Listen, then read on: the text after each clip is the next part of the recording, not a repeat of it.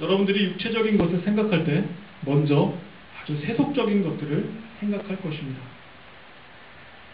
바울은 갈라디아서에서 5장 19절부터 21절에서 육체적인 것에 대해 이렇게 이야기합니다. 음행, 더러운, 후색, 우상숭배, 주술, 원수 맺는 것, 분쟁, 시기, 당짓는 것, 분열함, 이단, 투기, 술취함, 방탕함, 이러한 것들을 육체적인 일로 규정하고 있습니다. 아주 폭력적이고 쾌락적이고 태폐적이고 부도덕하고 몰상식한 것들이 육체적인 것이면 틀림없습니다.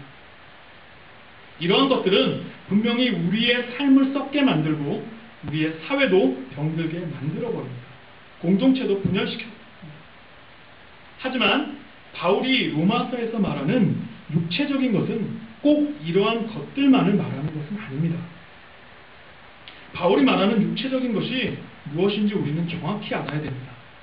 바로 그것이 오늘 말씀의 핵심입니다. 그리고 이것을 우리의 삶에 적용시켜야겠죠. 자, 좀 역사적인 이야기 하겠습니다. 바울은 지금 유대 기독교와 심각하게 대립하고 있습니다. 예수 그리스도를 믿는 믿음은 같지만 구원을 얻기 위해서 유대 기독교는 철저하게 율법의 준수를 주장하고 있습니다. 이에 반해 바울은 복음, 믿음, 하나님의 은혜를 통한 구원을 주장하고 있습니다. 바울이 볼 때 토라와 율법이죠. 할례를 따르는 유대 기독교인들이 바로 육체적인 것에 마음을 쓰는 사람들입니다. 지금 로마서에 기록되어 있는 것은 바로 그 유대 기독교인들을 향해서 바울이 하는 외침입니다. 유대인들은 율법을 가장 중요시 여겼기 때문에 율법을 지키는 것이 바로 하나님에게 의롭다고 인정받을 수 있는 최선의 길이라고 생각했습니다. 율법을 지키는 것은 도덕적으로도 옳은 것입니다. 윤리적으로도 옳은 것입니다. 그리고 사회를 안전하게, 그런 공동체를 강하게 이끌 수 있는 정말 그런 힘이 되기도 합니다. 분명히 긍정적인 것입니다. 하지만 바울은 이런 율법을 지키는 삶이 육체적인 것에 마음을 쓰는 것이라고 주장합니다.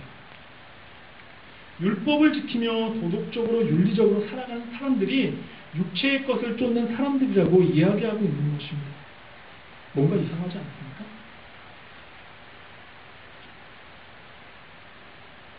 하지만 바울이 지금 여기서 이야기하는 것은 윤리적이고 도덕적으로 살아가는 사람들, 여러분과 같은 사람들이겠죠. 그런 사람들을 무시하는 것이 절대로 아닙니다. 또 윤리적이고 도덕적으로 살지 말라는 것이 아닙니다. 오히려 그렇게 살아야 한다고 얘기하고 있습니다.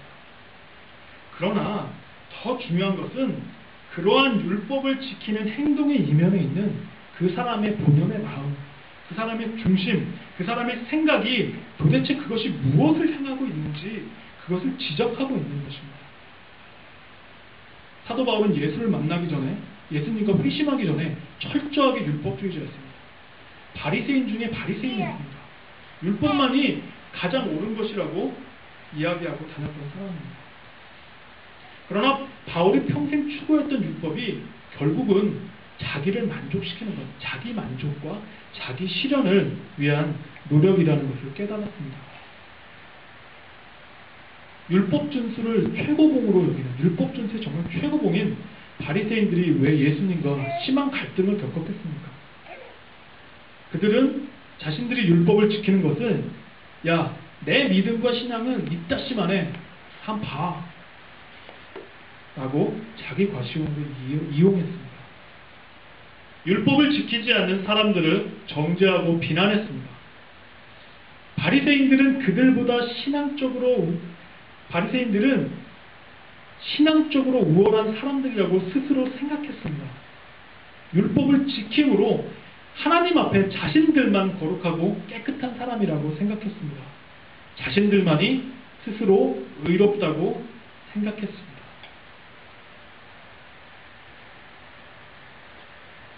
복음서에 보면 한 부자 청년의 이야기가 나옵니다.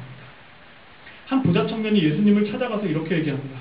예수님, 나는 여태까지 토라에 나왔던, 그 다음에 우리의 율법에 나왔던 모든 율법들을 다 지켰습니다. 근데 예수님, 도대체 영생을 얻을 수 있는 방법이 무엇이겠습니까? 라고 예수님께 물어봅니다. 한번 생각해 보십시오.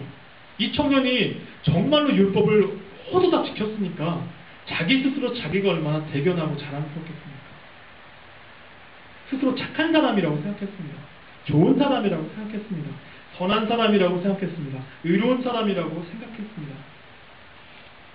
아마도 예수님께 야, 너는 이제 영생을 얻기 위해서 할 것이 아무것도 없어 라고 그런 확답을 들으려고 예수님께 물어봤을 수도 있습니다. 그러나 율법의 준수만으로 영생을 얻을 수 없다는 예수님의 말씀을 들었을 때 그는 근심하며 돌아갔습니다. 우리 주변에도 바리새인들과 부자 청년과 같이 신앙생활을 하는 사람들이 너무나 많이 있는 것을 볼 수 있습니다. 또한 지나치게 율법만을 준수하고 강조하는 교회가 많이 있습니다. 뭐뭐는 해라, 뭐뭐 하지 마라. 이런 것들만 가르치고 강요하는 교회들이 많습니다. 예배 열심히 참석해라. 헌금 열심히 내라.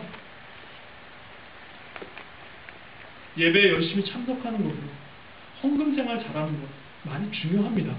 하지만 이런 것으로 인해서 내가 이만하면 되지. 야, 내가 이만큼 내가 예배 생활을 하면 됐지. 내가 헌금을 이만큼 내면 됐지. 내가 교회에서 이만큼 봉사하면 됐지. 나는 이만큼 했는데 라고 하는 그러한 마음에 사로잡히기 쉽습니다. 바로 자기 만족과 자기 실현을 위한 신앙생활의 모습입니다. 이러한 자기 만족과 자기 실현을 위한 신앙생활을 통해 결코 구원에 이를 수는 없습니다.